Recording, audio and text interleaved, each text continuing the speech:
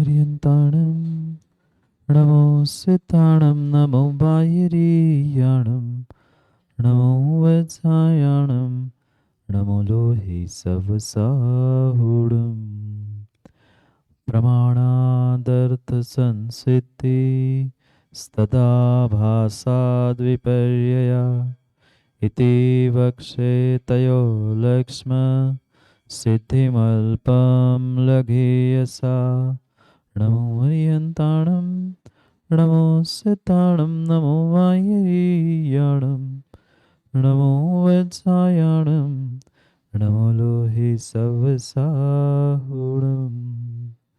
पंच परमेश्वर भगवान की परम पूज्य आचार्य भगवान माणिकनंदी स्वामी की परम पूज्य आचार्य भगवान गुरुवर विशुद्ध सागर जी महाराज की सनातन जैन धर्म की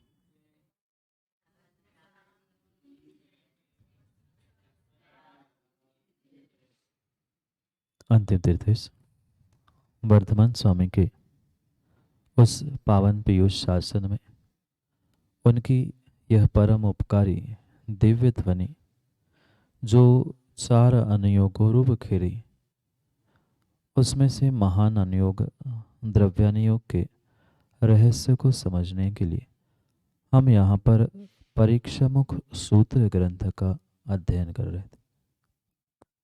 आचार्य प्रवर माणिकनंदी स्वामी प्रमाण के विषय में हमें बोध कराते हुए प्रमाण के भेद, प्रमाणाभास आदि का व्याख्यान कर रहे थे और प्रमाण के भेदों में जो परोक्ष भेद थे उन परोक्ष भेदों का वर्णन व्याख्यान हमारा चल रहा था। प्रत्यक्ष के निमित्त से 5 परोक्ष प्रमाण थे। प्रत्यक्ष के निमित्त से 5 परोक्ष प्रमाण थे। स्मृति, प्रत्यभिज्ञान, तर्क, अनुमान और आगम। उसमें से 3 के विषय में हमने पढ़ा, जो पुरानी बातों को याद कर लेना, जो धारणा में था उसका संस्कार के द्वारा उद्बोधन हो जाना, प्रकटीकरण हो जाना, स्मरण यानी स्मृति थी। प्रत्यक्ष दर्शन के साथ साथ जो स्मृति स्मरण हो रहा था वह जोड़ रूप ज्ञान ही प्रत्यभिज्ञान के अंतर्गत ग्रहण किया। फिर कल हमने तर्क के विषय में विचार किया। तर्क को शास्त्रीय भाषा में ऊहा कहते हैं और व्याप्ति ज्ञान को ऊहा कहा। कैसा व्याप्ति ज्ञान?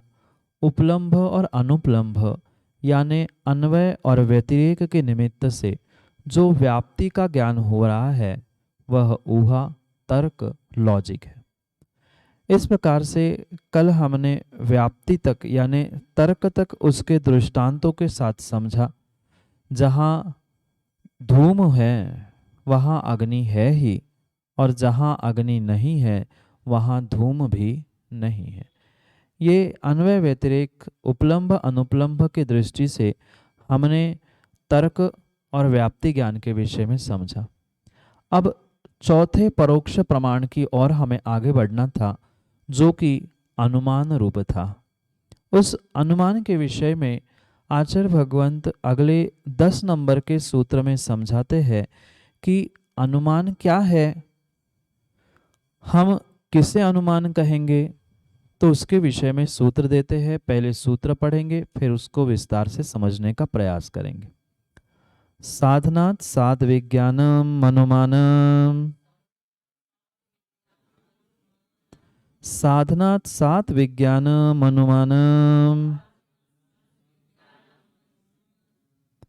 विज्ञान मनुमानम ऐसा पढ़ो, या फिर विज्ञानम नुमानम, हाँ, या विज्ञान मनुमानम, ये अच्छे मतलब सुष्ठु व्यवस्थित यही लगता है। साधना साथ विज्ञान मनुमानम, मनुमानम अनुमान को मनुमान, क्योंकि विज्ञानम की बिंदी आ गई। साधनात् साथ विज्ञानम अनुमानम, साधन से साध्य का ज्ञान यही अनुमान है। क्या कहा? साधन से साध्य का ज्ञान। साधन यानी हेतु कारण कारण से कार्य का ज्ञान कर लेना यह अनुमान है। कारण से कार्य का ज्ञान अनुमान है। साधन से साध्य का ज्ञान अनुमान है। हेतु से साध्य का ज्ञान ये अनुमान है। जैसे हमने साधन देखा आँखों से, धुएं रूप उठता हुआ बहुत दूर से हमें धुआं दिख रहा था, तो हम अनुमान क्या लगाएंगे कि वहां पे अग्नि है। अग्नि होती है वही धुआं उठता है। ये हमने तर्क से, व्याप्ति ज्ञान से पिछले सूत्र में समझा। अब यहाँ कह रहे हैं कि साधन के होने पर ही साध्य का होना या साधन से ही साध्य को प्रकट कर लेना, प्राप्त कर लेना, जबकि अग्नि हमारे सामने नहीं थी, पर फिर भी धुएं को देखकर जो अग्नि का बोध हो रहा है यह अनुमान है। और ये भी समझना, साधन, पुनः उसी बात को हम ध्यान में रखें, साधन मात्र आंखों से नहीं दिखता। समझ में आया? साधन का बोध मात्र आंखों से नहीं होता, फिर अन्य भी 4 इंद्रियों से होगा। जैसे हमने प्रतिविज्ञान में समझा था, वैसे ही यहाँ भी समझना। प्रतिविज्ञान किसे कहा था? दर्शन और स्मरण। तो दर्शन हमने चक्षु दर्शन नहीं ग्रहण किया, वहाँ चक्षु भी और अचक्षु भी दोनों दर्शन ग्रहण किए। ऐसे यहाँ भी जो साधन को ग्रहण करने के लिए निमित्त बताए हैं वह मात्र आँखों से नहीं, अपितु हमने महसूस किया कि गर्मी लग रही है। हमने स्पर्शनेंद्रिय से ये महसूस किया कि पसीना आ रहा है या गर्मी लग रही है, मतलब कहीं ना कहीं बाहर तेज धूप है। बाहर नहीं गए हम, कमरे में बैठे बैठे ही हमें पसीना आ रहा है, या हमें स्वयं को महसूस हो रही है गर्मी, दिखी नहीं है, धूप भी नहीं दिख रही है, और फिर भी कमरे में गर्मी महसूस हो रही है। वह किससे जाना हमने? स्पर्शन इंद्रिय से जाना। तो यह अनुमान ज्ञान हुआ कि बाहर धूप है। जो कोई आवाज हमने सुनी, कुछ ऐसे वाद्य बज रहे थे और वाद्य बजते ही हमने ज्ञान किया कि अरे ये तो शादी के बाजे है। कभी कभी हमने ये अनुमान किया, नहीं नहीं ये तो उल्टे बज रहे ना, कोई जा रहा है। देखा नहीं है, फिर भी हम ना बैंड देखा, ना जाते हुए देखा, कुछ नहीं देखा, एक क्षण मात्र कुछ सुनाई दिया, हमने महसूस किया, वह अनुमान से। अगर प्रत्यक्ष देखते अरे ये तो ऐसा है, सादृश विसदृश एकत्व और प्रतियोगी है, हमने कल प्रतिविज्ञान के भेद भी समझे। पर यहाँ कह रहे हैं कि साधन से, किसी भी प्रकार का, किसी भी इंद्रिय से हम उस साधन को ग्रहण करें, उस साधन से साध्य को प्राप्त कर लेना, उसको ही आचार्य भगवान ने अनुमान ज्ञान कहा। समझ में आया? साधनात् यानी साधन से, साध्य विज्ञानम, साधन की साधन से साध्य की, विज्ञान यानी ज्ञान तो लिखा पर विज्ञान शब्द अंतर समझ में आया? ज्ञान नहीं लिखा, विज्ञानम यानी विशिष्ट ज्ञान, विशेष ज्ञान। सामान्य ज्ञान तो हमें वैसे ही हो जाएगा, पर सामान्य नहीं, विशेष रूप से जो उसका निर्णय किया है, जैसे ये धुआं है, चिन्ह है, लिंग है, हेतु है, और उसका साध्य क्या है? अग्नि है। कोई इंसान बोल रहा है मतलब वो जिंदा है, जांचने के लिए जाना नहीं पड़ेगा। जो बोलता नहीं है उसकी नब्ज देखनी पड़ती है, जिंदा है कि नहीं। जो बोल रहा है, खा रहा है, पी रहा है, सब कुछ इशारे कर रहा है, चल रहा है, उठ रहा है, बैठ रहा है, उसमें अभी जान है या अनुमान है?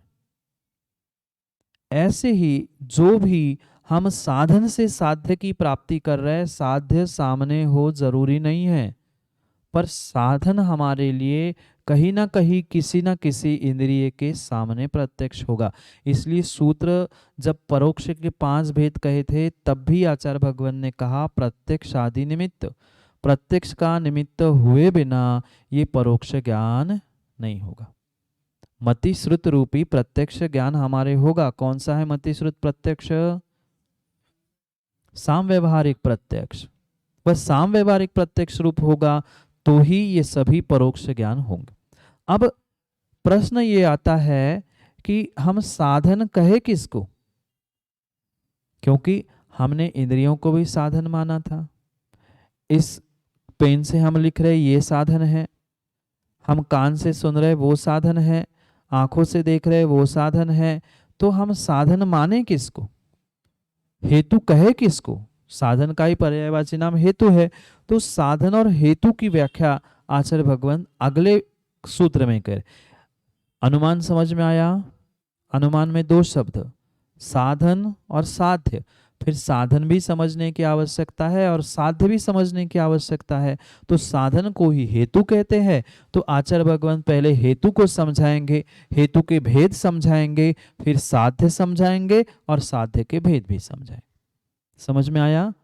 दो, साधन और साध्य। साधन हेतु को कहते हैं, कारण को कहते हैं।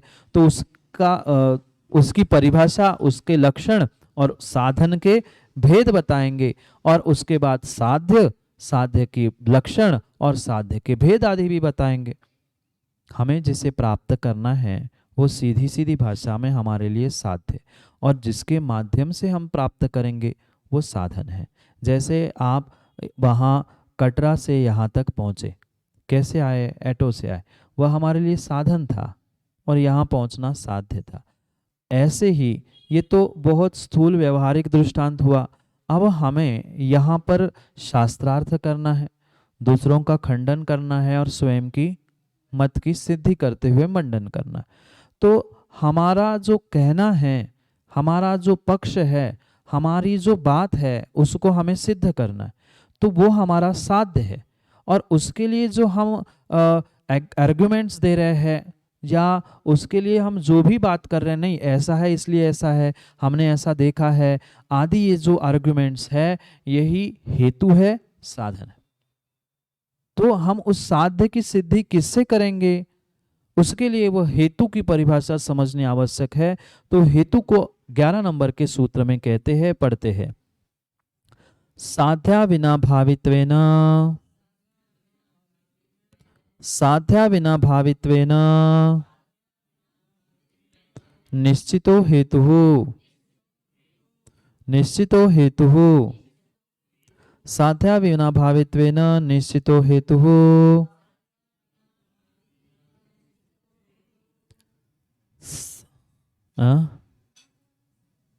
कहा ना? भावित्वेन, भावित्वेन ये प्रत्यय है। भावित्व और भावित्वेन, भावना करने से। साध्य विना भावित्वेन, साध्य के अविनाभावी होने से, साध्य के अविनाभावी होने से जो निश्चित होता है वही हेतु है, वही साधन है। क्या कहा? जिसका साध्य के साथ अविनाभावी, ये शब्द हमने पढ़ा था, शायद याद है कि 85 काय में पढ़ा था। जिसके बिना जो नहीं होता वह अविनाभावी संबंध कहते। 3 शब्द है, अ, विना और भावी। जिसके बिना अविना भावी होना संभव नहीं होता वह अविनाभाव संबंध होता है। तो साध्य के साथ जिसका अविनाभावी संबंध होने से जो निश्चित होता है, पक्का होता है, जिसका निर्णय होता है, वह साधन है। अग्नि का साधन क्यों?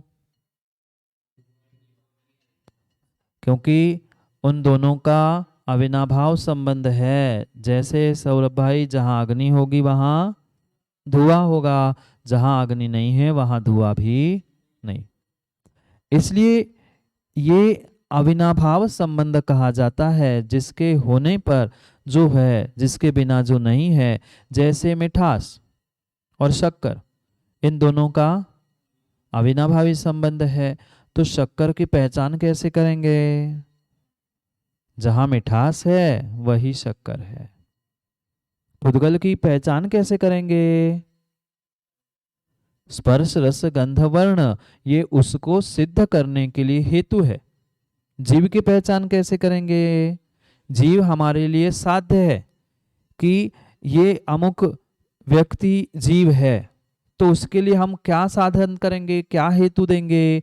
भाई ये ज्ञान दर्शन से युक्त है ना, इसलिए जीव है। ये पुद्गल है, इसको सिद्ध करो। ये पुद्गल वस्तु है, इसे स्पर्श सिद्ध करो। कैसे सिद्ध करेंगे? एक सर्वोत्कृष्ट हेतु, उसके लक्षण को, उसके गुण को पकड़ लिया। जिसमें स्पर्श रस गंध वर्ण होता है वो पुद्गल है, हमने ऐसा पढ़ा है। और इसमें स्पर्श भी है, रस भी है, गंध भी है और वर्ण भी है, इसलिए यह वस्तु पुद्गल है। ये साध्य हुआ, ये वस्तु साध्य हुई, और साधन स्पर्श रस गंध वर्ण हुआ। समझ में आया? हमने आंखों से तो देखा, आंख साधन थी, पर किसको ग्रहण करने के लिए?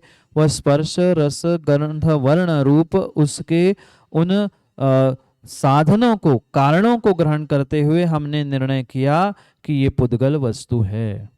तो साध्य के साथ इस स्पर्श रस गंध वर्ण आदि का अविनाभाव है, अविनाभाव है, अन्वय व्यतिरेक है। अन्वय मतलब होने पर होना, व्यतिरेक यानी नहीं होने पे नहीं होना, और वही तो अविनाभाव संबंध है, जिसके बिना जो नहीं होता। अविनाभाव यानी अन्वय, बस कहने का जब व्याख्यान करने का विषय होगा तो अन्वय कहेंगे या व्यतिरेक कहेंगे, पर दोनों का ही समन्वित रूप से संबंध कौन सा कहलाएगा? अविनाभाव संबंध। तो साध्य के साथ अब इस पुद्गल वस्तु के साथ स्पर्श रस गंध और वर्ण, इनका अविनाभाव निश्चित होता है। निश्चित हुआ जीव के साथ ज्ञान दर्शन का, तो ज्ञान दर्शन साधन हो गया। अग्नि के साथ धुआं का या उष्णता, दोनों भी हमारे लिए साधन बन सकते हैं, क्योंकि उष्णता भी अग्नि होगी वही होगी, धुआं भी अग्नि होगी वही होगी, इसलिए दोनों का अविनाभाव संबंध था। पहले अविनाभाव संबंध समझ में आया। अविनाभाव, जिसके बिना जो नहीं होता, वह सीधे 3 शब्दों में ही आचार्य भगवान ने लिख दिया। मतलब निषेधात्मक, बिना, जिसके बिना, भाव नहीं, वह अविनाभाव। भाव यानी पदार्थ भी, भाव यानी परिणाम भी, जिसके बिना जो नहीं होता है वह अविनाभाव है। उसको ही आगे आचार्य भगवंत शास्त्रीय भाषा में अन्यथानुत्पत्ति कहेंगे। क्या कहेंगे? अन्यथानुत्पत्ति। ये शब्द लिख लो, आगे बहुत जरूरी पड़ेगा। अविनाभाव संबंध इज इक्वल टू अन्यथानुपपत्ति। अन्यथानुपपत्ति,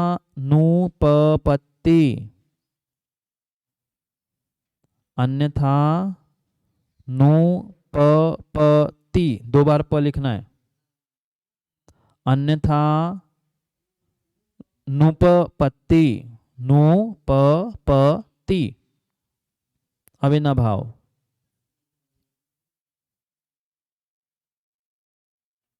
आया समझ में? हेतु मतलब साध्य के साथ जो रहता ही है, साध्य के साथ जो रहता ही है, जिसका अविनाभाव संबंध है, जो साध्य के बिना कहीं होता ही नहीं है, जो साध्य के बिना होता ही नहीं है, वह साधन है। जो, फिर तीसरी बार लिख लो, ये लिख लिया, जो साध्य के बिना नहीं होता वह साधन है। पुनः उसके नीचे लिख लो, जो साध्य का निर्णय करा दे, जो साध्य की सिद्धि करा दे, वह हेतु या साधन है। भले ही शब्दों में फेरफार है, पर वस्तु विषय वही है। अनेक प्रकार से समझ में आया। साध्य के साथ जिसका अविनाभाव संबंध है, साध्य के बिना जो नहीं रहता है, जो साधन से, जो जिसके द्वारा साध्य का पक्का निर्णय होता है, या साध्य के साथ जिसका होना त्रैकालिक होता है, वही साधन है। अब पुनः 1 मिनट देख लो, लिख लिया सबने? ये पुद्गल है, ठीक है। इस पुद्गल को हम ज्ञान दर्शन से सिद्ध करना चाहते हैं। कुछ बात समझ में आई? इस पुद्गल को हम ज्ञान दर्शन से सिद्ध करना चाहते हैं। सिद्ध होगा? पुद्गल को हम ज्ञान दर्शन से सिद्ध करना चाहते हैं, क्या सिद्ध हो सकता है? नहीं होगा। इसलिए ज्ञान दर्शन पुद्गल के लिए हेतु नहीं है, अहेतु है। हेतु की बात समझ रहे हैं? पुद्गल के सिद्धि के लिए ज्ञान दर्शन, गति हेतुत्व, स्थिति हेतुत्व आदि सब कुछ क्या है? अहेतु है। क्यों? क्योंकि इसके साथ अविनाभाव संबंध नहीं है। उस हेतु से इस साध्य की सिद्धि नहीं होती ज्ञान दर्शन से, गति हेतुत्व से। इसलिए वह ज्ञान दर्शन पेन की सिद्धि के लिए हेतु नहीं है, साधन नहीं है। पर वही ज्ञान दर्शन जीव की सिद्धि के लिए हेतु है। स्पर्श रसगंध वर्ण मेरी सिद्धि के लिए, जीव की सिद्धि के लिए अहेतु है, क्योंकि जीव के साथ उसका अविनाभावी संबंध नहीं है। शरीर के साथ, पुद्गल के साथ हो सकता है, पर जीव के साथ नहीं है। इसलिए वह जीव की सिद्धि के लिए स्पर्श रसगंध वर्ण अहेतु है, पर पुद्गल के लिए है हेतु। क्यों? अविनाभाव संबंध है। साध्य के साथ ही साधन रहता है। ऐसा होता ही नहीं है कि साधन कहीं और का और सिद्धि किसी और की। जैसा साध्य वैसा ही साधन, और साधन और साध्य का वह अविनाभाव संबंध है। तो ही वह से हेतु है, तो ही साधन है। आगे हेतु के भेद समझाएंगे आचार्य भगवान, और हेतवाभास भी बताएंगे। मतलब जो अहेतु है ना, उसके भी विषय में आगे समझाएंगे, तो वहां और विशेष प्रकार से समझेंगे। पर यह समझ में आया, साध्य के साथ जिसका अविनाभाव है, अन्वय व्यतिरेक है, उसके बिना जो नहीं होता है, और जिसके द्वारा साध्य का पक्का निर्णय होता है, वह साधन है, हेतु है, कारण है, निमित्त है, सभी पर्यायवाची नाम। तो मुख्यतः से इस न्याय ग्रंथों में साधन की जगह हेतु का प्रयोग होता है। इसलिए सूत्र में आचार्य भगवान ने हेतु शब्द का प्रयोग किया। उस हेतु के और अविनाभाव के दो भेद है। किसके? अविनाभाव संबंध जो कहा, उसके दो भेद आचार्य भगवान ने बताए। कौन से? 12 नंबर के सूत्र में अपन पढ़ते हैं। सहक्रम भाव नियमो, सहक्रम भाव नियमो विना भावः, विना भावः। अभी हमने अलग अलग पढ़ा, इसलिए बिना भावा पढ़ा, पर पूरा सूत्र पढ़ते समय अ का साइलेंट उच्चारण होगा। अभी सुनना, फिर आप लोग पढ़ना। सहक्रम भाव नियमो विना भावा, विना भावा नहीं पढ़ना, पर अ पूरा भी नहीं पढ़ना। अविना भावा ऐसा नहीं पढ़ेंगे। जैसे साइकोलॉजी में पी साइलेंट करते हुए पढ़ते हैं, है ऐसे यहाँ बहुत साइलेंट की तरह से जोड़ते हुए पढ़ेंगे, क्योंकि अलग अलग पढ़ रहे थे इसलिए बिना भावा पढ़ा। पर बिना भावा नहीं पढ़ना। अविना भावा, अविना भावा ऐसा भी नहीं पढ़ेंगे, पर पढ़ते समय ये समझ में आना चाहिए वहां संधि हुई है। पुनः पढ़ते हैं। सहक्रम भाव नियमो विना भावा, सहक्रम भाव नियम विना भावा। तुरंत इतना जल्दी वो अ बोलना है कि उसका पूर्ण भी उच्चारण नहीं होगा, और नहीं है ये भी भूल ना हो। इसलिए वो गण चिन्ह जो बना है वह अ का ही संधि रूप ग्रहण किया है वहां पर, क्योंकि नियमहा विसर्ग के सामने जब अ आता है तो वह ओ रूप में बदलता है, विसर्ग का ओ हो जाता है और नियमो हो गया, और फिर अ गया कहाँ? अगर लोप कर देते तो अ था ही नहीं ऐसा समझेंगे, इसलिए वह गण चिन्ह बना के लिख दिया कि अ तो हमने म में जोड़ लिया, विसर्ग के साथ जोड़ के मो कर दिया उसको, पर वहां अ था है, पर संधि कैसे हुई कैसे समझ में आएगा, इसलिए जोड़ के उसे एस लिखा, वह एस नहीं है, गण चिन्ह कहा। हाँ, ऐसे ही आएगा सह क्रम भाव नियमः अविनाभावा, नियमः अविनाभावा, विसर्ग और अ मिलके ओ हो गया, सो नियमो हो गया, और फिर अ की पहचान बनी रहे, भूल ना जाए, इसलिए वह गण चिन्ह देते हुए वहां पर वैसा अविनाभाव लिखा है। आगे अब उसका अर्थ समझते। सहक्रम भाव नियमः, जहाँ सहभाव और क्रम भाव का नियम होता है वही अविनाभाव होता है, क्योंकि ये भी समझना जरूरी है ना। अब समझना, जैसे तत्वार्थ सूत्र में आचार्य भगवान ने क्रम क्रम से विषय बताए, वैसा ही यहाँ क्रम क्रम से व्याख्यान चल रहा। पहला सूत्र कहा था आचार्य भगवान ने मोक्ष मार्ग की व्याख्या रूप सम्यक दर्शन ज्ञान चारित्राणि मोक्ष मार्ग, फिर सम्यक दर्शन की व्याख्या की, सम्यक ज्ञान की सम्यक चारित्र की, सबकी क्रम क्रम से व्याख्या की। ऐसे ही यहाँ पर जो साधन कहा, अनुमान ज्ञान कहा, उस अनुमान को हम कैसे समझेंगे? अनुमान की व्याख्या क्या की? साधनात् साध विज्ञानम, साधन से साध्य की सिद्धि, ये अनुमान ज्ञान है।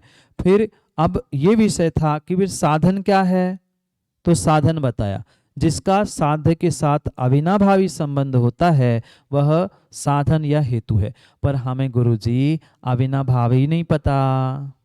शिष्य ने पूछा, ये तो हमने हिंदी में समझ लिया, पर क्रम आचार्य भगवंत इस प्रकार बनाते हैं कि शिष्य ने पूछा कि गुरुजी ये अविनाभाव क्या होता है, किसे कहते हैं अविनाभाव? तो आचार्य भगवान 12 नंबर के सूत्र में उस अविनाभाव के भेदों के साथ उसको समझाते हैं कि जो सहभाव और क्रमभाव नियम है, सहभावीपना और क्रमभावीपा नियम होता है, वही अविनाभाव है। दृष्टांत के साथ समझ में आ जाएगा। इतना समझ में आए दो शब्द, सहभाव और क्रम भाव। जो सहभाव का नियम है, क्रम भाव का नियम है, वही अविनाभाव है। सहभाव और क्रम भाव, सहभाव और क्रम भाव जो साथ साथ होता है वह सहभाव होता है, और जो क्रम क्रम से होता है वो क्रम भाव होता है। पूरा विषय एक धारावाहिक जैसा चल रहा है, जैसे सीरियल देखते हो ना माँ, कल आज आज इतना हुआ, कल ऐसा, वो पूरा ऐसी क्रम से ये सूत्रों का सोपस्कार चलता है।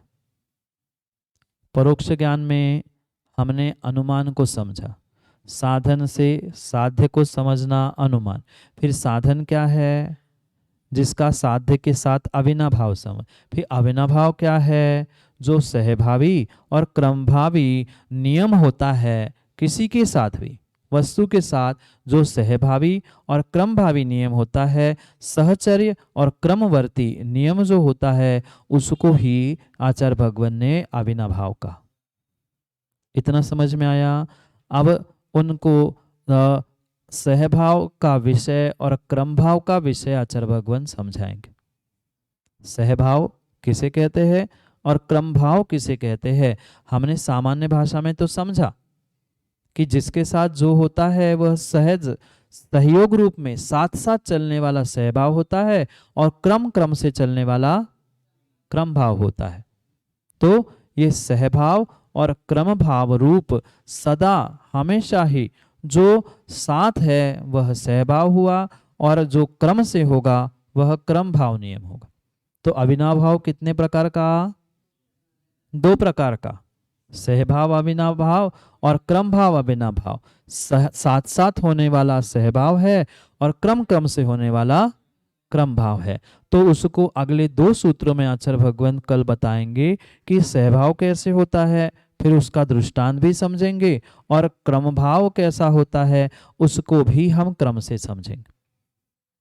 इतना समझ में आया आज का विषय? अनुमान, साध्य साधन, साधन मतलब अविनाभाव, अविनाभाव मतलब दो प्रकार का, सहभाव और क्रम भाव, साथ साथ होने वाला सहभाव और क्रम से होने वाला क्रम भाव। जैसे किसी बालक की जो आंखें बन रही है बचपन से, या बालक की नहीं देखी होगी, गाय के सींग आ रहे हैं, तो अक्सर यही होता है कि दोनों सींग छोटे छोटे से दोनों एकदम उगते हैं। ऐसा नहीं है कि पहले ये उगा फिर ये, ऐसा नहीं होता। ये सहभाव दृष्टांत रूप से, अभी कल विस्तार से चर्चा करेंगे, ये सहभाव हुआ। और क्रम क्रम से जो होता है, जैसे आपने करणान योग में थोड़ा सा पढ़ा होगा, पर्याप्तिया क्रम क्रम से होती है, ये क्रम भाव होगा, नियम है, अविनाभाव है, पर एक के बाद एक, एक के बाद एक, ये क्रम भाव होगा। और जो साथ में हो रहा है वह सहभाव है, क्योंकि जो इंद्रिया पर्याप्ति है वो कैसी होगी, इंद्रिया स्वयं में अपने से, पर्याप्तिया तो क्रम से होगी, पर एक पर्याप्ति साथ ही में होगी। इंद्रिया ऐसे नहीं होंगे पहले हाथ बढ़ गए, फिर पैर बढ़ गए, फिर नाक आई, ऐसे नहीं। वो एक इंद्रिय पर्याप्ति साथ में होगी तो सहभाव हुआ, और बाकी पर्याप्तियां क्रम से होगी, ये क्रम भाव हुआ। ये सामान्य रूप से हमने समझा, विशेष रूप से आज का समय हो गया है, सो विशेष रूप से अपन कल उसको और दृष्टांत आदि के साथ साथ समझने का प्रयास करेंगे। और उस साधन को एक साथ साथ साध्य की भी व्याख्या आचार्य भगवान कर रहे हैं, तो उसे भी हम कल पढ़ेंगे। आज का समय हुआ, कल पुनः समय पर, समय की 6 पर्याप्त, हाँ